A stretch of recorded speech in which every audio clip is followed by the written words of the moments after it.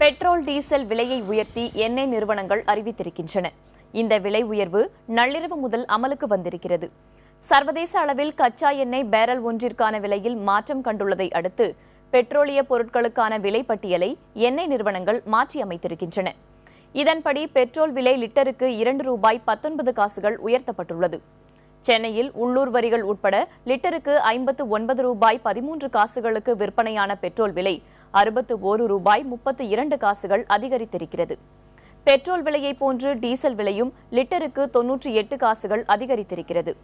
சென்னையில் உள்ளூர் வரிகள் உட்பட லிட்டர் ₹49.09 விற்பனையான டீசல் ₹1 அதிகரித்து ₹50.09 இருக்கிறது.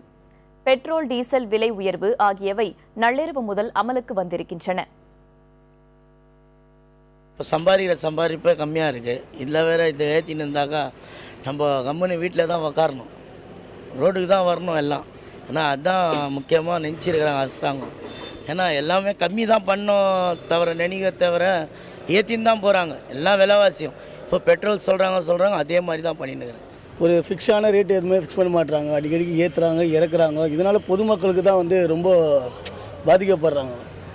ஒரு ரேட்டு குறிப்பிட்ட ரேட்டு ஃபிக்ஸ் பண்ணி வச்சாங்கன்னா பரவாயில்ல, திடீர்னு ஏற்றுறாங்க, திடீர்னு அப்போ பெட்ரோல் விலை ஏறுதுன்றாங்க. இதனால் எல்லாருக்கும் சிரமம் தானே. இப்போ ஆட்டோ ஓட்டுறோம், எங்களுக்கும் கஷ்டம் தானே. பெட்ரோல் போடுறோம், மக்கள்கிட்ட கேட்க முடியுமா? அவங்க என்னன்றாங்க, ஏறும் போது எங்ககிட்ட கொடுக்குறீங்களா அப்படின்னு பேசுகிறாங்க. எதுவுமே பேச முடியாது. அதனால் ஒரு ஃபிக்ஸடாக ஒரு ரேட்டு ஃபிக்ஸ் பண்ணுறது நல்லது.